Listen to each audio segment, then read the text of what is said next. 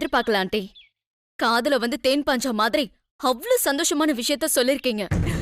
ஆமா நந்தினி, சந்தோஷத்துல எனக்கும் தலைகால் புரியலன்னா பாத்துக்கோயே.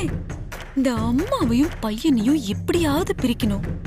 ஆதிக்கும் அகிலாக்கும் நடுவுல பெரிய பிரச்சனையா உண்டாக்கணும். ஆனா அதுக்கு என்ன பண்ணலாம் அப்படின்னு மண்டைய போட்டு உடைச்சிட்டு இருக்கும்போது நாம எதுவுமே பண்ணாம தானா நடந்துருச்சு பாரு. அப்படின்னா கடவுள் நம்ம பக்கம் இருக்காருன்னு தானே அர்த்தம். இத பத்தி நீ என்ன நினைக்கிற? அகிலாண்டேஸ்வரிய பழி வாங்க கடவுள் ஒரு அருமையான சந்தர்ப்பத்தை நமக்கு ஏற்படுத்தி கொடுத்திருக்கான். இத நாம தவற விடக்கூடாதுன்னு தோணுது ஆண்டி. கரெக்டா சொன்ன நந்தினி. எப்பவுமே அகிலா தான் அதிரடியான முடிவுகள்லாம் எடுத்து எல்லாருக்கும் ஷாக் கொடுப்பா. ஆனா இந்த தடவை பாரு, ஆதி அதிரடியா முடிவெடுத்து அகிலாக்கே ஷாக் கொடுத்திருக்கான். இந்த ட்விஸ்ட் நம்மளே எதிர்பார்க்காதது இல்ல. இனிமே ஆதியோட வாழ்க்கையிலயும் அகிலாண்டேஸ்வரியோட வாழ்க்கையிலயும் அவங்க எதிர்பார்க்காதது எல்லாம் நடக்க போகுது. அத நான் நடத்தி காட்டுறேன். அப்போ இனிமே என் வாழ்க்கையிலயும் நான் எதிர்பார்க்காததெல்லாம் நடக்க போகுது, அப்படித்தானே? எனக்கு சந்தோஷம் தாங்க முடியல நந்தினி. ஆதி அகிலாவோட பிசினஸ பாத்துக்கலனா அகிலாவோட பிசினஸ் சாம்ராஜ்யத்தை என்னால ஈஸியா ஒண்ணும் இல்லாம பண்ண முடியும். அது கரெக்ட் தான். ஆனா இந்த ஆதிதான் போட்டியா வந்து நிப்பானே. இத்தனை நாளா பிசினஸ்ல அம்மாவோட நிழலா இருந்த ஆதியால திடீர்னு சுயமால வளர முடியாதாண்டி. என்ன சொல்ற நந்தினி?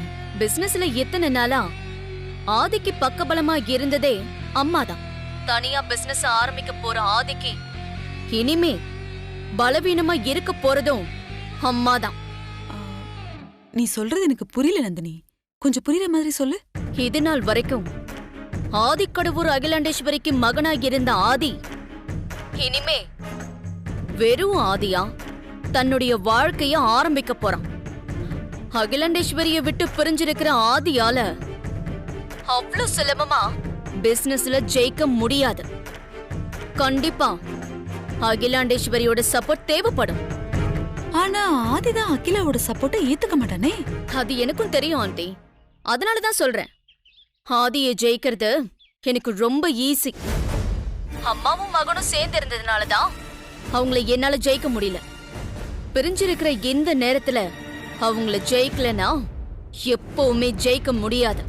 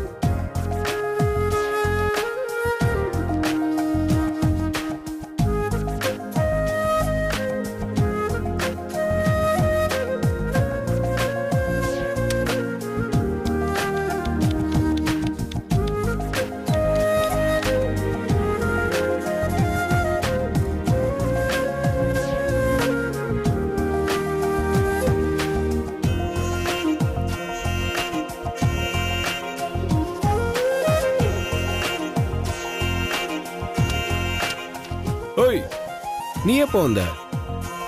சத்தமே போடாம வந்து உட்காந்துருக்க. நான் வந்து பக்கத்துல உட்கார்ந்தத கூட கவனிக்காம நீங்க பிஸியா வேலை பார்த்துட்டு இருந்தீங்க. சரி, உங்களை தொந்தரவு பண்ண வேண்டாமேன்னு அமைதியா உட்காந்து உங்களை ரசிச்சிட்டு இருந்தேன்.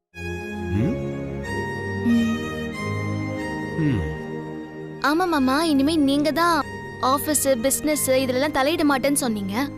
அப்புறம் என்ன வேலை பார்த்துட்டு இருக்கீங்க? நான் அம்மாவோட பிசினஸ்ல தான் தலையிட மாட்டேன்னு சொன்னேன். நான் தனியா பிசினஸ் ஸ்டார்ட் பண்ண மாட்டேன்னு சொல்லவே இல்லையே. என்ன மாமா சொல்றீங்க? நீங்க தனியா பிசினஸ் ஆரம்பிக்க போறீங்களா? ஆமா.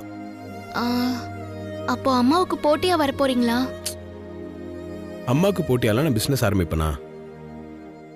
நம்மளை பார்த்து அம்மா பெருமைப்படுற அளவுக்கு நம்ம வாழ்ந்து காட்டணும். அதுக்காக தான் நான் பிஸ்னஸ் ஆரம்பிக்க போறேன்.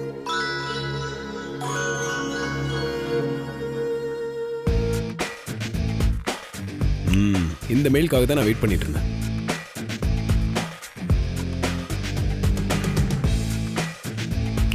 சூப்பர். வர மண்டே அன்னைக்கு என்ன மீட்டிங்க்கு இன்வைட் பண்ணி மெயில் அனுப்பிச்சிருக்காங்க. இந்த மீட்டிங்ல மட்டும் கலந்துக்கிட்டு என் ப்ராஜெக்ட் ஓகே ஆயிடுச்சுன்னா நான் தனியா பிசினஸ் ஆரம்பிச்சிருவேன். என்ன மீட்டிங்? என்ன பிசினஸ் ஆரம்பிக்க போறீங்க மாமா? ஒரு ஓவர்சீஸ் கம்பெனியோட கொலாபரேட் பண்ணி பிசினஸ் ஆரம்பிக்க போறேன். இந்த ப்ராஜெக்ட் மட்டும் ஓகே ஆயிடுச்சுன்னா மொத்த ஃபண்ட்ஸையும் நம்ம கிட்டே கொடுத்துருவாங்க. அதுக்கப்புறம் எல்லாத்தையும் நம்மளே பார்த்துக்கலாம். இந்தியாவில் இருக்கிற பெரிய பெரிய கம்பெனிஸ் எல்லாம் இதில் கலந்துக்க போறாங்க. இதுல எப்படியாவது நான் ஜெயிக்கணும். போட்டின்னு வந்தா நீங்க தான் ஜெயிப்பீங்க மாமா, கவலையே படாதீங்க. செல்ல குட்டி, நீ என்ன விட்டு பிடிப்பியா? யூனோ, இந்த ப்ராஜெக்டாக நான் நிறைய ஒர்க் பண்ண வேண்டியிருக்கு. எனக்கு பயங்கரமா பசிக்குது. சாப்பிட எதனா எடுத்துட்டு வரியா? ஜூஸ் எடுத்துட்டு வருவா மாமா? ஜூஸ் மட்டும் தானா? ஜூஸ் மட்டும் தான்.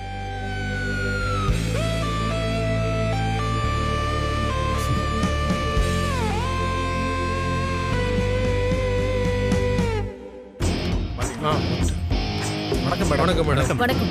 உட்காருங்க.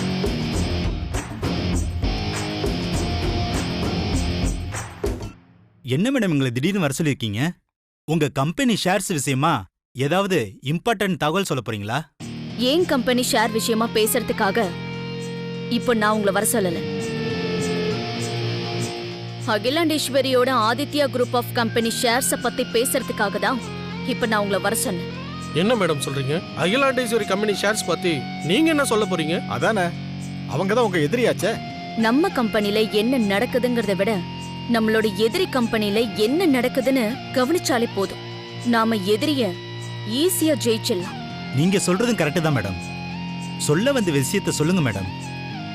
அகிலாண்டேஸ்வரியோட ஆதித்யா குரூப் ஆஃப் கம்பெனி பிசினஸ்ல மிகப்பெரிய சரிவை சந்திக்க போகுது. அந்த கம்பெனியோட ஷேர்ஸ் எல்லாம் பயங்கரமா டவுன் ஆக போகுது. என்ன மேடம் சொல்றீங்க? இது எப்படி சாத்தியமாகும்? அகிலாண்டேஸ்வரியோட சன் ஆதித்யா இருக்கிற வரைக்கும் இது கனவுல கூட நடக்காது மேடம். நீங்க சொல்றது ரொம்ப கரெக்ட். அகிலாண்டேஸ்வரியோட எல்லா பிசினஸ்ல இருந்தும் ஆதித்யா மொத்தமா விலகிட்டார்.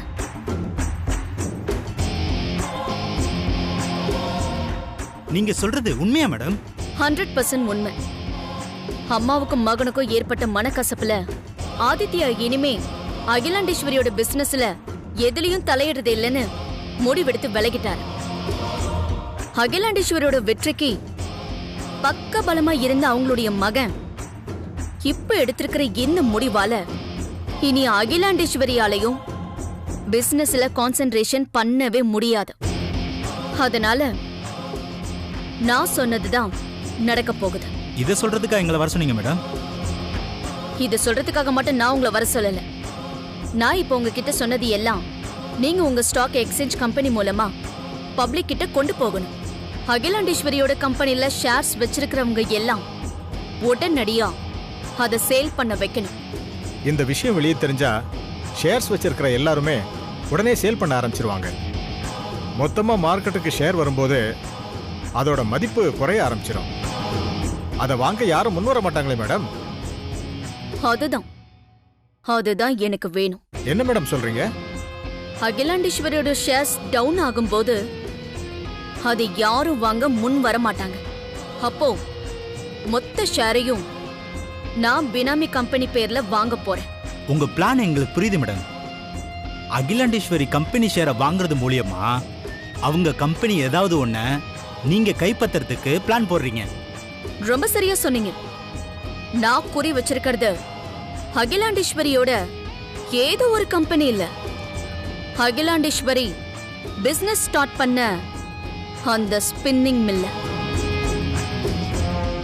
அந்த மில்லோட பெரும்பாலான ஷேர்ஸ் என் கைக்கு வந்துட்டா அந்த ஸ்பின்னிங் மில் எனக்கு சொந்தமாயிடும்.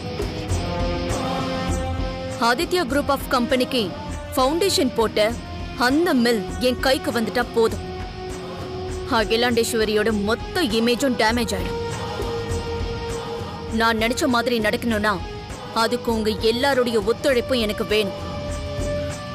அந்த அகிலாண்டேஸ்வரிக்கும் ஆதிக்கும் ஏற்பட்டிருக்கிற பிரச்சனைய ஷேர் ஹோல்டர்ஸ் கிட்ட எடுத்து சொல்லி ஷேர்ஸை ரிட்டர்ன் பண்ண வைங்க. உங்களுக்கு தேவையானதை நான் கண்டிப்பா செய்வேன்.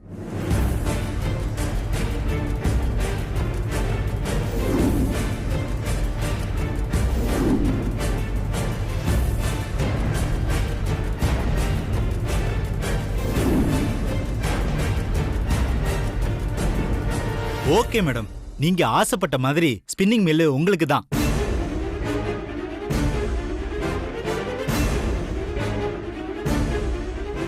Thank you, thank you very much.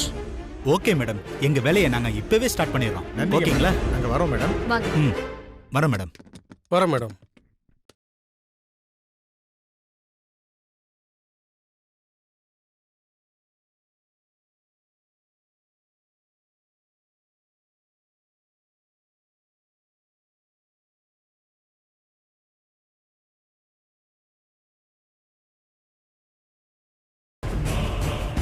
Chapter close.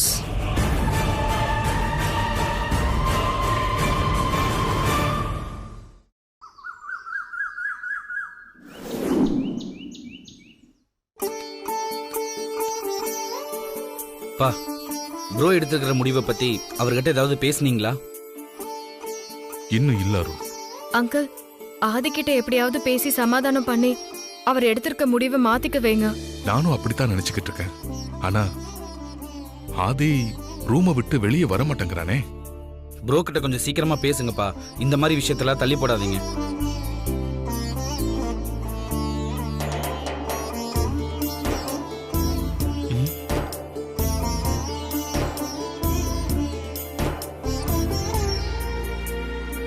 அண்ணி, சொல்லுங்க சின்னையா. என்ன நீ அங்கிருந்து வரும்போது எதையோ யோசிச்சுக்கிட்டே வந்துட்டு இருக்கீங்க? ஒன்னும் இல்ல சின்னையா.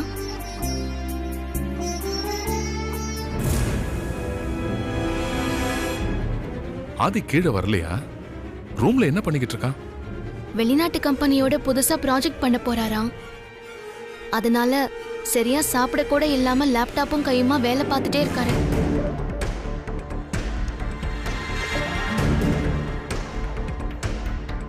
அம்மா வேற ஏற்கனவே கோவத்துல இருக்காங்க. இவர் வேற தனியா பிசினஸ் ஆரம்பிக்க போறேன்னு சொல்லி அதுக்கான வேலையில முழு மூச்சா இறங்கிட்டாரு. அண்ணி சொல்றத பார்த்தா ப்ரோ ஆபீஸ்க்கு வர மாட்டேங்கிற முடிவுல உறுதியா இருக்காரு போல. எனக்கும் அப்படித்தான் தோணுது. அப்போ ஆதி உண்மையிலேயே ஆபீஸ்க்கு வர மாட்டாரா? ஆண்டியோட பிசினஸ் விஷயத்துல தலையிட மாட்டாரா? நான் இவ்வளவோ சொல்லி பார்த்துட்டேன். தன்னோட முடிவை மாமா மாத்திக்கவே மாட்டேங்கிறாரு. தனியா பிசினஸ் ஆரம்பிக்கிறதுல உறுதியா இருக்காரு.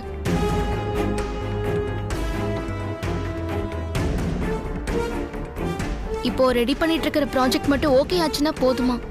தனியா பிசினஸ் ஆரம்பிச்ச மாதிரி தான் சொல்றாரு.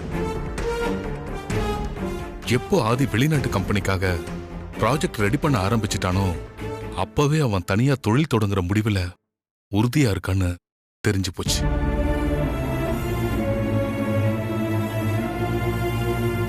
இனிமே ஆதிக்கிட்ட பேசி அவனை சமாதானப்படுத்த முடியாது. அவ அம்மா மாதிரி ஆதியும் தான் எடுத்த முடிவுல உறுதியாதான் இருப்பான். ஆதி எடுத்த முயற்சிக்கு வெற்றி கிடைக்கணும்னு வாழ்த்த தோணுது. ஆனா ஆதியோட இந்த முயற்சியால வீட்டுக்குள்ள என்ன குழப்பம் ஏற்படும் நினைச்சா ஒரு பக்கம் கவலையா இருக்கு.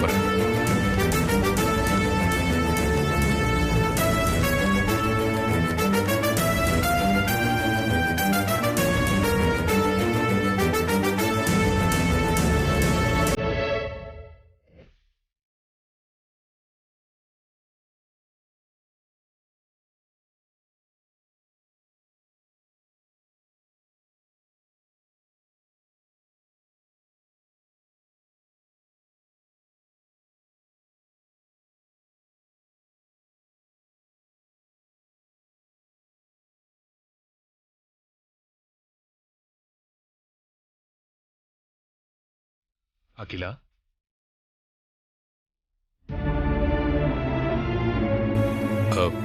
நீ எதுவும் தப்பா நினைச்சுக்காத. ஆதி இனிமேல் ஆபீஸ்க்கு வரமாட்டேன், ஆபீஸ் விஷயத்துல தலையிட மாட்டேன்னு சொன்னதுமே அவங்கிட்ட பேசி சமாதானப்படுத்தியிருந்தா இப்ப அவன் தனியா பிசினஸ் ஆரம்பிக்கிற வரைக்கும் போயிருக்க மாட்டான். என்ன சமாதானப்படுத்தணும்? அவன் இனிமே ஆபீஸ் வரமாட்டேன், ஆபீஸ் விஷயத்துல எல்லாம் தலையிட மாட்டேன்னு சொன்னதுக்கு அப்புறம் நான் அப்படியெல்லாம் முடிவெடுக்காத, நீ ஆபீஸ்க்கு வந்தே ஆகணும்னு இறங்கி போய் அவன்கிட்ட கெஞ்சணுமா? நான் அந்த அர்த்தத்துல சொல்லல அகிலா. வேற எந்த அர்த்தத்துல எங்க சொன்னீங்க? இத பாருங்க, அவன் பிறக்கிறதுக்கு முன்னாடில இருந்து நான் என் ஆபீஸ கவனிச்சுக்கிட்டு இருக்கேன். அவன் இல்லாம என்ன எனக்கு ஆபீஸ் நடத்த தெரியாதா? உன்னால முடியாதுன்னு நான் சொல்லவே இல்லையே. இன்னும் சொல்ல போனா ஆதிக்கு பிசினஸ சொல்லி கொடுத்ததே நீதானே. இனிமே ஆபீஸ் வரதில்லன்னு முடிவு பண்ண ஆதி வீட்டுல சும்மா இருக்க முடியுமா? அதனாலதான் அவன் தனியா பிசினஸ் பண்றதா முடிவு பண்ணிருக்கான். உன்ன மாதிரியே ஆதியும் ஒரு முடிவு எடுத்துட்டா அதை யாருக்காகவும் எதுக்காகவும் மாத்திக்க மாட்டான். அதனாலதான் அவங்கிட்ட எதுவுமே பேசல. நான் ஒண்ணும் உங்களை அவங்கிட்ட பேச சொல்லலையே. நீ அதை என்கிட்ட பேச சொல்லல. இருந்தாலும் ஆதிக்கிட்ட நான் ஏன் பேசலங்கிறது உனக்கு தெரியணும்ல. அதுக்காக தான் நான் தகவல் சொன்னேன். தனியா தொழில் தொடங்கணும்னு ஆதி எடுத்திருக்கிற முடிவுல எனக்கு விருப்பம் இல்லதான். அதுக்காக அவன் நல்லா வரக்கூடாதுன்னு நினைக்க முடியுமா? நீ கூட அப்படி நினைக்க மாட்டியா அகிலா?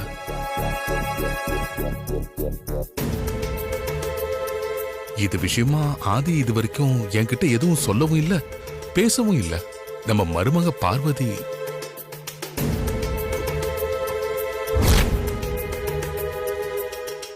சொல்லித்தான் எனக்கு எல்லாம் தெரியும்.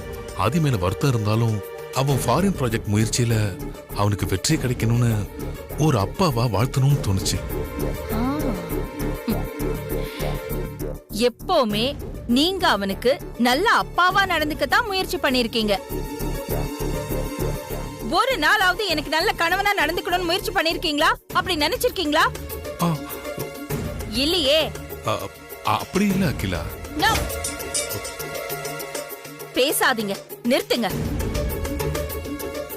இப்ப கூட நீங்க பேசுறத நான் கேட்டுட்டு இருக்கிறதுனால இங்க வந்து எனக்கு சமாதானம் சொல்லிட்டு இருக்கீங்க. இல்ல வழக்கம் போல எல்லாரும் எல்லா விஷயத்தையும் மூடி மறைச்சிருப்பீங்க. என்கிட்ட நீங்க வந்து எந்த விளக்கமும் கொடுக்க தேவையில்லை. ஆதிக்கு பிசினஸ் கத்து கொடுத்தது நான் தான். ஆனா இன்னைக்கு அவன் என்கிட்ட கோச்சிக்கிட்டு தனியா பிசினஸ் ஸ்டார்ட் பண்ணணும்னு ஆசைப்படுறான். அவன் ஆசை நிறைவேறட்டும், அவன் நல்லா வரட்டும். அத பத்திலாம் எனக்கு கவலை இல்ல. இத பாருங்க, இனிமே ஆதி விஷயமாவோ இல்ல மத்தவங்க விஷயமாவோ என்கிட்ட பேசணும்னு சாக்கு வச்சுக்கிட்டு என் முன்னாடி வந்து நிக்காதீங்க, புரியுதா? போங்க இங்க இருந்து. நான் என்ன சொல்றேன்னா, போங்க. Please leave me alone.